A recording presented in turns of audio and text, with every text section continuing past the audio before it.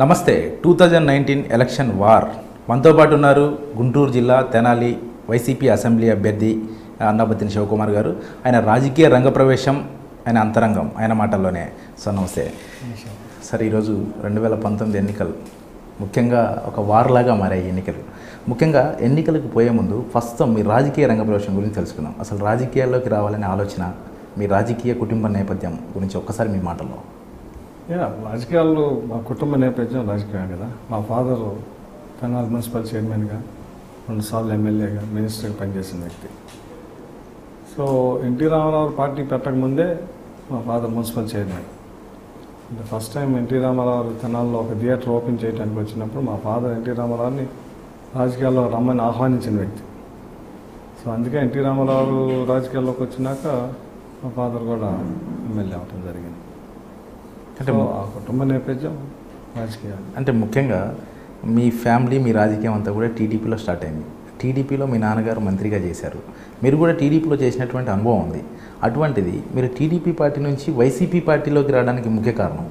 అంటే ఎన్టీ రామారావు చనిపోయినాక టీడీపీ చంద్రబాబు నాయుడు గారు ఆ రాజకీయాలు కరెక్ట్గా లేవు. ఎందుకంటే డెఫినెట్గా చెప్పగలను, చంద్రబాబు నాయుడు గారు తన కుర్చీ కాపాడుకోవటం కోసం, తన రాజకీయ కోసం ఏదైనా కానీ చేసే వ్యక్తి. అందుకే చూసే ఈరోజు తెలుగుదేశం నాయకులు ఎవరు లేరు, అంత మైగ్రేషన్. కాంగ్రెస్ అట్లా డిఫరెంట్ పార్టీస్ నుంచి తెచ్చుకున్న మైగ్రేషన్తో ఉన్నారు. ఈరోజు వాళ్ళు చూస్తే మనం వైఎస్ఆర్ పార్టీ ఎమ్మెల్యేలు కూడా టీడీపీలో ఉన్నారు. సో అంటే ఆ చంద్రబాబు నాయుడు ఆ ఎథిక్స్, రాజకీయాల్లో ఉండే విలువలు వాటిని పాటించకుండా పార్టీ కన్నా, పార్టీ ఆశయాల కన్నా, పార్టీ విలువల కన్నా తన కుర్చీ, తన కుటుంబం, ఈ రకమైన రాజకీయాలు ఎక్కువ చేయటం వల్ల. ఎందుకంటే ఎన్టీ రామారావు కొడుకులకే రాజకీయాల్లో లేకుండా చేశాడు, ఎన్టీఆర్ ఫ్యామిలీనే రాజకీయాల్లో లేకుండా చేశాడు. ఒకనొక టైంలో ఎన్టీ రామారావు ఫోటోనే వేయకుండా చేశాడు. సో మీకు వ్యత్యాసం ఎక్కడన్నా కనపడిందా? మీరు మీ తండ్రి గారు మంత్రిగా ఉన్నప్పుడు మీకు రాజకీయాల గురించి అనుభవం ఉండొచ్చు. అంటే ఒక ఎన్టీ రామారావు గారికి, ఒక చంద్రబాబు నాయుడు గారికి, ఒక జగన్మోహన్ రెడ్డి గారికి, ఈ ముగ్గురులో వ్యత్యాసం ఎక్కడన్నా కనపడిందా? డెఫినెట్గా కనపడింది. NT Rama Rao crowd puller, commitment నాయకుడు, ఆవేశం ఉన్న నాయకుడు, మాట ఇస్తే నిలబడే నాయకుడు. At the same Jaganmohan Reddy గారు క్రౌడ్ పుల్లర్, మాట ఇస్తే నిలబడతాడు, మాట కోసం నిలబడే వ్యక్తి, రాజకీయాల్లో అంతో ఎంతో విలువలు చూస్తున్న వ్యక్తి. సో డెఫినెట్గా నేను తెలుగుదేశంలో ఉన్నాను, ఈరోజు వైఎస్ఆర్ పార్టీలో హార్డ్ కోర్ జగన్ అభిమానిగా ఉన్నాను. మీరు అంటే తెలుగుదేశంలో ఉన్నారు, మరి వైసీపీకి తెలుగుదేశానికి వ్యత్యాసం ఎక్కడైనా కనబడుతుందా? అది తెనాలి నియోజకవర్గం కానీ రాష్ట్ర వ్యాప్తంగా కానీ ఎక్కడన్నా వ్యత్యాసం కనబడుతుందా వైసీపీకి టీడీపీకి మధ్యలో?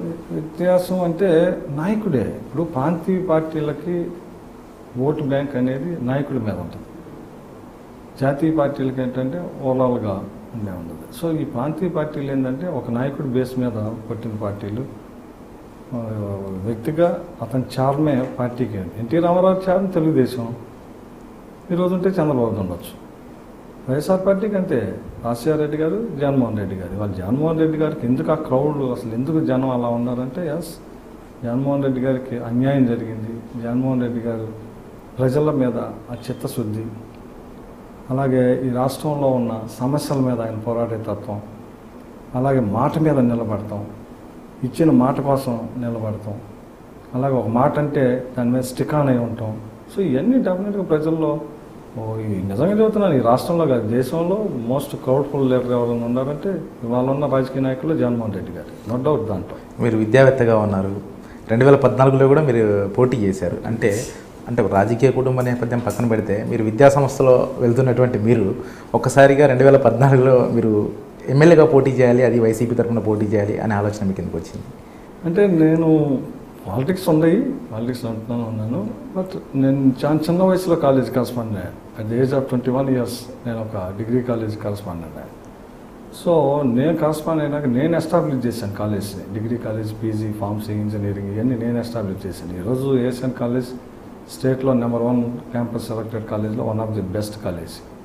సో ప్రతి సంవత్సరం 1000 అబౌవ్ క్యాంపస్ ప్లేస్మెంట్స్ ఇచ్చే కాలేజీగా ఉంది.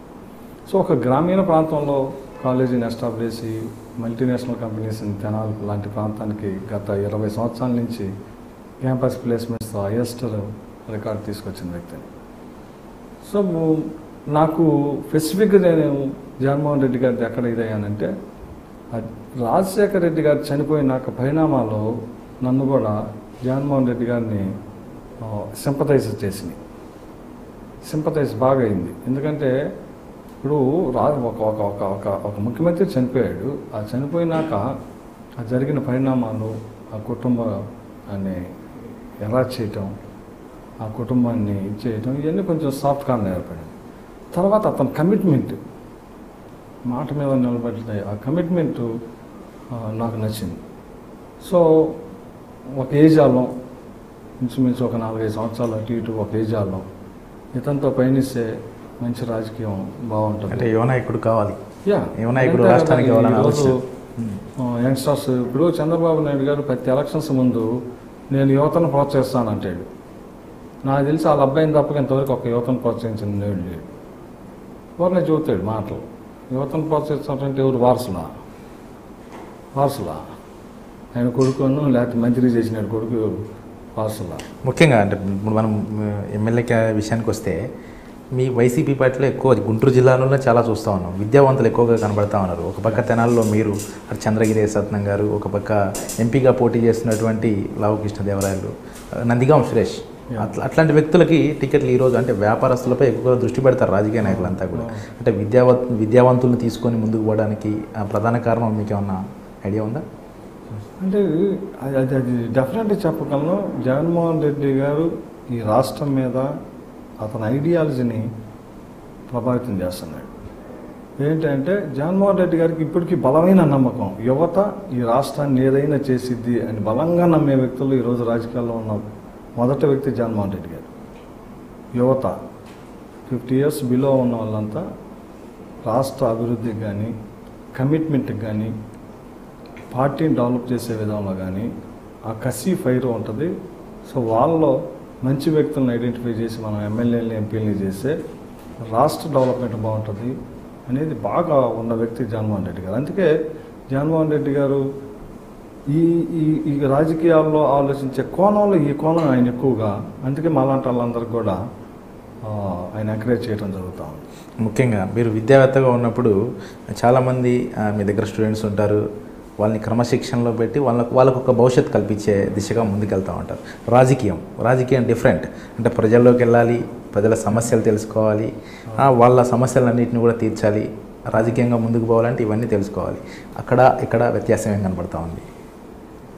అదేమో బౌండరీస్, ఒక 10 ఎకరాలకో 20 ఎకరాలకో బౌండరీస్, అది గొప్పదే. ఇది బౌండరీస్ లేనిది, స్పాన్ ఎక్కువ. సో దీంట్లోకి వెళ్ళాల్సినప్పుడు అల్టిమేట్గా నాయకుడికి ఉండాల్సింది ప్రజల సమస్య మీద చిత్తశుద్ధి, ప్రజల ఇష్యూస్ మీద, ప్రజల బాధల మీద, ప్రజల కష్టాల మీద, అలాగే ప్రభుత్వం ప్రజలకి చేసే వాటి మీద ఆ చిత్తశుద్ధి లేకపోతే మాత్రం రాజకీయ నాయకుడిని ప్రజలు యాక్సెప్ట్ చేయరు. సో బాండింగ్, అరే మన లీడర్ మన కోసం ఉన్నాడు, మన లీడర్ మన కోసం ఏదైనా ఉండొచ్చు, మనం దేనికైనా వెళ్ళొచ్చు, ఆ బాండింగ్ ఎక్కువ. అక్కడ లీడర్షిప్, ఇక్కడ లీడర్షిప్, కాకపోతే టూ డిఫరెన్స్. అక్కడ ఏంటంటే క్వాలిటీ ఎడ్యుకేషన్, క్యాంపస్ సెలక్షన్స్, ఇది ఉంటుంది. ఇక్కడ ఏంటంటే అసలు ప్రజలకి అసలు ఇప్పుడు మనం చూసే ఏ ప్రభుత్వం వచ్చినా ప్రజలకు సంక్షేమ కార్యక్రమాలు పెడతా ఉంది, ఏ పార్టీ అయినా ప్రజలకు సంక్షేమ కార్యక్రమాలు పెడతాం. మరి పేదరికం ఎందుకు పెరుగుతూ ఉంది? ఈ రాష్ట్రంలో ఉన్న పేదలందరికీ ఇల్లు కట్టించేసాను అంటున్నాడు చంద్రబాబు నాయుడు. ఎక్కడ ఉంది? ఉదాహరణకి తెనాలి నియోజకవర్గానికి సంబంధించి తెనాలి పట్టణంలో 154,000 మంది ఓటర్స్, అంటే పాపులేషన్ 2 lakhs ఉంటుంది. సో 6 జన్మభూములు జరిగినాయి. 6 జన్మభూముల్లో తెనాల్లో ఇల్లు లేని పేదలు అర్హులు అయ్యి ఉండి మాకు ఇల్లు లేవు అని వచ్చిన అప్లికేషన్ దగ్గర 14,000 వచ్చినాయి. ఒక్క తెనాలి టౌన్ మున్సిపాలిటీకే. కట్టించింది అన్నీ ఇవి కూడా కట్టిలా, అవి ఎంతవరకు అవలా.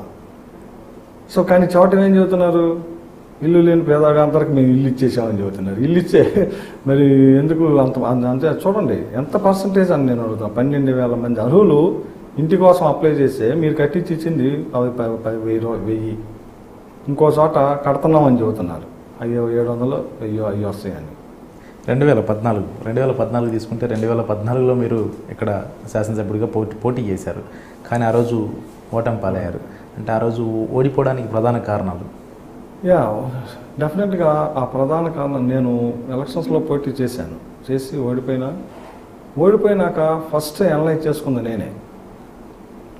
నేను సెల్ఫ్ అనలైజ్ చేసుకున్నాను. అసలు నేను ఎందుకు ఓడిపోయాను, నా లోపాలు ఏంటి అన్నప్పుడు డెఫినెట్గా కొన్ని అంశాలను ఐడెంటిఫై చేసుకున్నాను. నేను ప్రజలకు ఇంకా బాగా రీచ్ అవ్వాలా.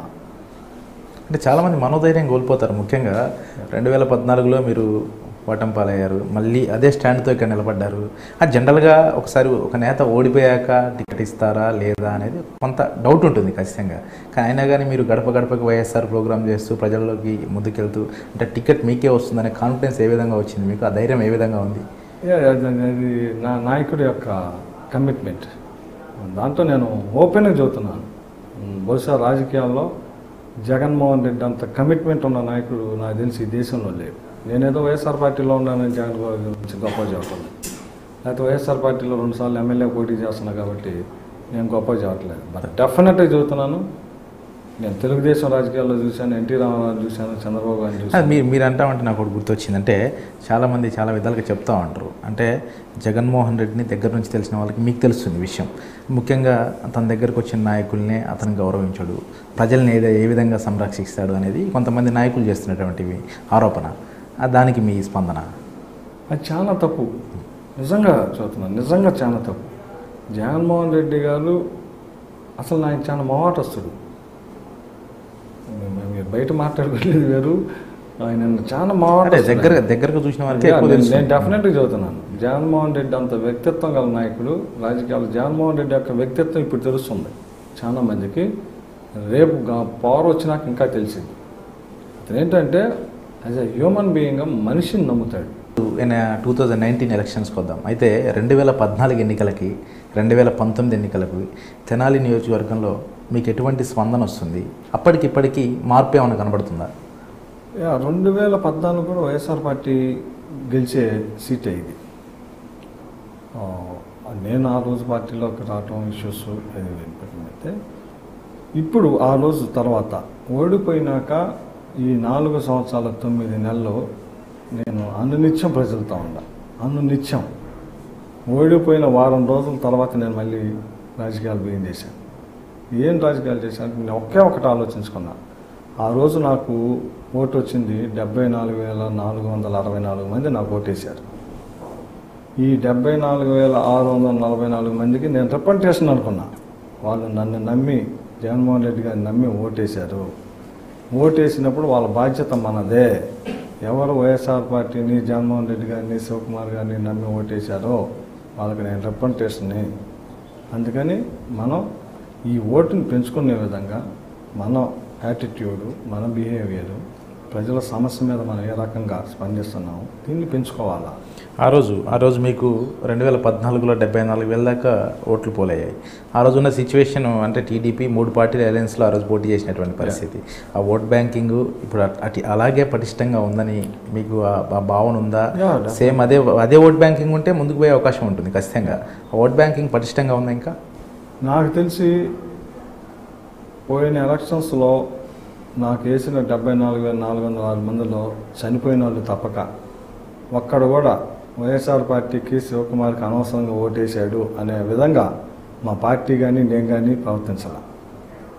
ఓడిపోయినందుకు బాధపడతా ఉన్నారు. ఎందుకు వేయలేకపోయాంరా, అరే ఇట్లాంటికి వేయలేకపోయాంరా, లేదా జగన్మోహన్ రెడ్డి గారిని గెలిపించుకోలేకపోయారా అన్న బాధతోనే ఉన్నారు. ఆ బాధ ఎలా కనపడింది అంటే గడప గడపకి నేను తిరుగుతున్నప్పుడు చాలా స్పష్టంగా ప్రజలు నా చేయి పట్టుకొని లోపలికి లాక్కెళ్ళి, అయ్యా నువ్వు అధైర్యపరమావు, నువ్వు ధైర్యంగా ఉండు, ఈసారి నీకు వేస్తాం, మోసపోయాం, చంద్రబాబు నాయుడు మోసపూరితమైన హామీలు ఇచ్చి ఆశపడ్డాం, వాళ్ళు మోసం చేస్తున్నారు, నువ్వు ధైర్యంగా ఉండు, ఈసారి ఎలక్షన్లో నిన్ను గెలిపిస్తాం అని 2 సంవత్సరాల క్రితమే ప్రజలు చెబుతుంటే నాకు నేనే నమ్మలేని పరిస్థితి. అరే ఇదేంటి, గవర్నమెంట్ తెలుగుదేశం పార్టీ అని ఇన్ని చెబుతుంది, ఇన్ని చేస్తున్నాం అని చెబుతున్నారు, పబ్లిసిటీ ఇస్తున్నారు, కానీ ప్రజల్లో ఎలా ఉందేంటి, ఓ సంథింగ్ ఈజ్ రాంగ్, ఇక్కడ ఏదో జరుగుతూ ఉంది, దీన్ని కొంచెం ఇంకా మనం డెప్త్గా వెళ్ళాలి అని చెప్పి నేను ఇంకా సీరియస్ ఎఫర్ట్స్ పెట్టాను, ఇంకా డెప్త్గా ఇంకా సీరియస్ ఎఫర్ట్స్. ముఖ్యంగా ఎక్కడికి పోయినా కూడా ప్రతి సభలో టీడీపీ వాళ్ళు ఆరోపిస్తున్నటువంటి ఆరోపణ కోడి కత్తి బ్యాచి, వాళ్ళు చెప్పే అన్ని అబద్ధాలు, ఈ నవరత్నాలు ఇవన్నీ కూడా ప్రజలకు అమలు చేసే పరిస్థితి లేదు అని చెప్పేసి అటువంటి ఆరోపణలు చేస్తూ ఉన్నారు. దీనిపై మీ ఆరోపణ అంటే ఇది ఎలా ఉంటుందంటే, ఇప్పుడు జగన్మోహన్ రెడ్డి గారిని ఏదో నైఫ్తో ఇది చేశారు, దాన్ని ఎక్కువగా వాళ్ళు దాన్ని ఎక్స్పోజ్ చేస్తున్నటువంటి పరిస్థితి. నేను ఒకటే అడుగుతా ఉన్నా, ఈ దేశంలో సీనియర్ నాయకుడు అని చెబుతూ ఉంటాడు చంద్రబాబు నాయుడు గారు, అపారమైన రాజకీయ అనుభవం ఉంది నేనే అని చెబుతాడు, ఎవరికి లేదని చెబుతాడు. మరి చంద్రబాబు నాయుడు గారు అలిపిరి ఘట్టంలో యాక్సిడెంట్ జరిగితే నాకు యాక్సిడెంట్ అయింది, నన్ను చూసి నా సింపతి మీద ఓటేయండి అన్నాడు, కానీ నా అభివృద్ధిని చూసి ఓటేయమని అనలేదే. అంటే ఏంటి అసలు మీ విధానం ఏంటి? ఇప్పుడు అప్పుడు దాకా ముఖ్యమంత్రిగా ఉన్న వ్యక్తి, నేను అభివృద్ధి చేశాను, నా అభివృద్ధి నన్ను గెలిపించింది ఎలక్షన్లో అని చెబుతున్న వ్యక్తి, అలిపిరి ఘటన జరగగానే శాసనసభను రద్దు చేసి సింపతి వస్తుందని ఎలక్షన్కి వెళ్ళి ఓడిపోయాడు ఆ ఎలక్షన్లో. ఇప్పుడు తెనాలి నియోజకవర్గంలో మీ 2014 అంటే రాష్ట్రం విడిపోయిన తర్వాత ప్రస్తుతం ఇక్కడ టీడీపీ నాయకుడు ఎమ్మెల్యేగా ఉన్నారు. ఈ 5 సంవత్సరాల కాలంలో అభివృద్ధి ఏమైనా జరిగిందా? ప్రజలు ఏమైనా చెప్తా ఉన్నారు వారి దాని గురించి? అభివృద్ధి జరగల, అవినీతి జరిగింది. నేను స్పష్టంగా చెబుతాను అవినీతి జరిగింది అని. ఎలాగంటే నేను ఒకే ఒక క్వశ్చన్ అడుగుతా ఉంటా. తెనాలి ఉమ్మడి రాష్ట్రంగా ఉన్నప్పుడు రాజధానికి 300 కిలోమీటర్ల దూరంలో తెనాలి ఉంది. రాష్ట్రం విడిపోయినాక రాజధానికి తెనాలి 30 కిలోమీటర్ల దూరంలో ఉంది. 300 కిలోమీటర్ల దూరంలో ఉన్నప్పుడు తెనాలి ఎలా ఉందో 30 కిలోమీటర్ల దూరంలో రాజధాని వచ్చినా కూడా తెనాలి అలాగే ఉంది. ఇది కాదని ఎవరైనా చెప్పమానండి, నేను రాజకీయాల్లో శాశ్వతంగా తప్పుకుంటా. ఆంధ్ర ప్యారిస్ అంటారు కదా తెనాలి. అదే నేను అడుగుతుంది, ఏంటి ప్యారిస్? 3 కాలువల సంగమం ప్యారిస్. ఎంత దౌర్భాగ్యం అంటే తెనాలకి 12 సంవత్సరాల క్రితం 4-వే లైన్ రోడ్డుని 12 సంవత్సరాల క్రితం శాంక్షన్ చేసి శంకుస్థాపన చేస్తే ఇంతవరకు 10 కిలోమీటర్ల 4-వే లైన్ని ఇద్దరు, ఒక ఆయన 10 సంవత్సరాలు చేశాడు, ఇంకొక ఆయన 5 సంవత్సరాలు చేశాడు. ఇద్దరు ప్రారంభోత్సవాలు చేసుకున్నారు కానీ రోడ్డు మాత్రం అవ్వాల. నేను అసలు ఫేస్బుక్ డైరెక్ట్గా చూస్తాను. నేను పెదరావూరు దగ్గర నుంచి నందివెలుగు దాకా 10 కిలోమీటర్లు 4-వే లైను, వైకుంఠపురం దగ్గర రోడ్డు అవ్వాలా, మార్కెట్ దగ్గర రోడ్డు అవ్వాలా, విఎస్ఆర్ కాలేజ్ దగ్గర రోడ్డు అవ్వాలా. 4-వే రోడ్డు 10 కిలోమీటర్లు వేయటానికి 12 సంవత్సరాలు పట్టితే ఇది అభివృద్ధి అంటే ఇంకెంతకన్నా నేను మనిషి అనేవాడు ఎవడు ఏం మాట్లాడలేడు. రైట్. ఇక పోటీ విషయానికి వస్తే ఇప్పుడు ముఖ్యంగా 3 పార్టీలు ఇక్కడ పోటీ పడతా ఉన్నాయి. త్రిముఖ పోటీ మొట్టమొదటిసారిగా తెనాల్లో కనపడతా ఉంది. వైసీపీ నుంచి మీరు, అటు నాదెండ్ల మనోహర్ జనసేన నుంచి, ఆలపాటి రాజా టీడీపీ నుంచి. వాళ్ళకి ఆల్రెడీ మంత్రిగా చేసినటువంటి అనుభవం, ఒకరికి స్పీకర్గా చేసినటువంటి అనుభవం. వాళ్ళతో పోటీ ఏ విధంగా ఉండబోతుంది అనుకుంటున్నారు మీరు? నేను లాస్ట్ టైమే మేము 3 పోటీ చేసాం. పోటీ చేసినప్పుడు స్పీకర్ చేసిన వ్యక్తికి 14,000 ఓట్లు వచ్చినాయి. ఫస్ట్ సారి పోటీ చేసిన నాకు 74,000 వచ్చినాయి. అంతకుముందు రాజా ఓడిపోయాడు, మొన్న గెలిచాడు ఇదే తెనాల్లో. సో ఇవాళ నేను వైఎస్ఆర్లో ఉన్నాను, రాజా తెలుగుదేశంలోనే ఉన్నాడు. మన ఈ మధ్యలో ఓడిపోతాడని చెప్పి క్యాన్వాస్ చేసుకుంటున్నా కూడా చంద్రబాబు నర్సరాపేట వెళ్ళమని పిలిచాడంటే, ఓడిపోతున్నావా నీకు రిపోర్ట్ అట్లా ఉంది, నువ్వు నర్సరాపేట ఎంపీకి వెళ్ళి అని చెబితే గబగబా క్యాన్వాస్ మొత్తం ఆపేసి, ప్రచారం ఆపేసి సీఎం దగ్గరికి వెళ్ళి కాళ్ళేళ్ళ పట్టుకొని మళ్ళీ తెనాలు వచ్చినట్టున్నాడు. ఆ రోజు సీఎం గారు స్పష్టంగా చెప్పినట్టున్నారు, ఓడిపోతాం నువ్వు వెళ్ళి నర్సరాపేట వెళ్ళాను. సో మేమిద్దరం అదే పార్టీకి ఉన్నాం. పార్టీ మారింది ఎవరు? మనోహర్ గారు. అంతకుముందు కాంగ్రెస్కి ఉన్నాడు, ఇప్పుడు జనసేనకు వచ్చాడు. సో మళ్ళీ 3 మేము పోటీ. సో డెఫినెట్గా ఇక్కడ మాత్రం నేను స్పష్టంగా చెబుతా ఉన్నాను, వైఎస్ఆర్ పార్టీ తెనాల్లో అత్యధిక మెజార్టీతో గెలబోతా ఉంది. ప్రజల దగ్గరికి వెళ్తుంటే ప్రజల నుంచి స్పందన ఏ విధంగా ఉంది? వైసీపీ పార్టీ తరఫున కానీ, వ్యక్తిగతంగా మీ ఇమేజ్ కానీ, అంటే ప్రజల నుంచి ఎటువంటి స్పందన వస్తుంది? నేను డెఫినెట్గా చెబుతున్నాను, గత ఎలక్షన్స్కి ఈ ఎలక్షన్స్కి ప్రజల్లో ఒక స్పష్టత వచ్చింది. ఏంటంటే జగన్మోహన్ రెడ్డి గారి నాయకత్వంలో వైఎస్ఆర్ పార్టీ డెఫినెట్గా ఒకసారి అవకాశం ఇవ్వాలా అనేది రోజు ప్రజల్లో బాగా కనపడతా ఉంది. బాగా గత ఎలక్షన్కి ఈ ఎలక్షన్కి నేను గమనించింది ఏంటంటే జగన్మోహన్ రెడ్డి గారికి ఒక అవకాశం ఇవ్వాలా. అలాగే తెనాల్లో కనపడుతుంది ఏంటంటే అన్నావతి శివకుమార్కి ఒక అవకాశం ఇద్దాం, వీడిక్కడాడు, నేను ఓడిపోయా, ఎంతోమంది బాధపడ్డారు, ఎందుకంటే నేనేం అవినీతి సొమ్ముతో రాజకీయం చేయటంలా, నేనేమో దందాలు చేయను, కబ్జాలు చేయను, నాకు అసలు పోలీస్ స్టేషన్ అంటేనే ఏందో తెలియదు, నా మీద పోటీ ఉన్న ఆలపాటి రాజేంద్ర ప్రసాద్కి ఇవన్నీ వెన్నతో పెట్టిన విద్య, దందాలు చేయటం, కబ్జాలు చేయటం. ఆయన కేసులు చూడండి, స్టిల్ ఇవాళ కూడా నిన్న పేపర్లో యాడ్ ఇచ్చాడు, ఎలక్షన్ కమిషన్ ఎవరెవరి మీద ఏం కేసులు ఉన్నాయో పేపర్ టీవీ యాడ్ ఇవ్వమంది, 3 సార్లు ఇవ్వమంది, యాడ్ ఇచ్చాడు. ఏముంది ఆయన కేసు? 50 కోట్ల రూపాయలు ట్యాక్స్ ఎగ్గొట్టాడు, జిఎస్టీ ట్యాక్స్. ఆ 50 కోట్లు ఎగ్గొట్టిన దానికి గవర్నమెంట్ కోర్టు తీర్పిచ్చింది 105 కోట్ల రూపాయలు, అంటే 56 కోట్ల రూపాయల పెనాల్టీతో 104 కోట్లు 105 కోట్లు కట్టమని చెప్పించింది. స్టిల్ ఆ కేసు పెండింగ్లో ఉందని చెప్పి ఇచ్చాడు, ఆయనే ఇచ్చాడు. ఇదే నేను నా సొంతత కాదు, లేకపోతే నేనేమి కల్పించి చూడటల్లా. జస్ట్ మీరు నెట్లోకి వెళ్ళి ఆలపాటి రాజేంద్ర ప్రసాద్ యొక్క ఇది లేదు, ఇవాళ పేపర్లో యాడ్ ఉంది, కేసు ఉంది, ఆ కేసు ఏంటో ఒకసారి వెరిఫై చేయండి, నేను చెప్పింది నిజమో కాదో తెలిసిపోయింది. ఏదైతే జగన్మోహన్ రెడ్డి ప్రవేశపెట్టినటువంటి మీ పార్టీ తరఫున ప్రవేశపెట్టినటువంటి మేనిఫెస్టో ప్లస్ నవరత్నాలు మీ గెలుపుకి ఏ విధంగా దోహదపడతాయి అనుకుంటున్నారు మీరు? టు బి ఫ్రాంక్గా మాట్లాడితే అసలు నవరత్నాలు ప్రజల్లో ఎంత బాగా వెళ్ళినాయి అంటే చంద్రబాబు నాయుడు భయపడి ఆ నవరత్నాన్ని కాపీ కొట్టినప్పుడే జగన్మోహన్ రెడ్డి గారి విజయం ఖాయమైపోయింది. ఇది వాస్తవం, మీరు నమ్మినా నమ్మకపోయినా, ఎవరు నమ్మినా నమ్మకపోయినా ఇది వాస్తవం. ఎందుకంటే స్పష్టత రాజకీయ నాయకుల నుంచి ప్రజలు కోరుకునేది ఏంటంటే, అరే నువ్వేం చెబుతున్నావో అది చేస్తున్నావా లేదా, చేయనప్పుడు మేము ఎందుకు నమ్మాలా? ఈ క్వశ్చన్ ప్రజల నుంచి వస్తుంది. ఇది లాస్ట్ 5 years నుంచి ఇంకెక్కువైంది. ఇది ఎక్కువ అవడానికి కారణం కూడా రాజకీయ చైతన్యం జగన్మోహన్ రెడ్డి గారు అంత బాగా తీసుకొచ్చారు. ఒకప్పుడు ఎన్టీ రామారావు తీసుకొచ్చాడు. 83లో ఎన్టీ రామారావు పార్టీ పెట్టినప్పుడు రాజకీయం గుప్పెట్లో ఉన్నదాన్ని ఓపెన్ చేశాడు. ఈరోజు మళ్ళీ అంత రాజకీయ చైతన్యం ప్రజల్లో తీసుకొచ్చిన వ్యక్తి జగన్మోహన్ రెడ్డి గారు. రైట్. చివరిగా తెనాలి నియోజకవర్గ ప్రజలు అన్నాబత్తిని శివకుమార్కే ఓటు వేయాలి, ఎందుకు వేయాలి అని అడిగితే మీరు ప్రజలకు ఏం సమాధానం చెప్తారు? డెఫినెట్గా చెబుతాను. ఏంటంటే నా ఎయిమ్, నా ఆశ, నా ఆశయం, ఇది మన ప్రాంతం, మనందరం ఉండాల్సిందే. ఇక్కడే ఉంటాం, ఇక్కడే ఉండాలి. మా నాన్న, నేను, రేపు నా పిల్లలు ఇక్కడే ఉంటాం. ఎక్కడ పోతాం? మాకు ఇంకొక పోయేది లేదు.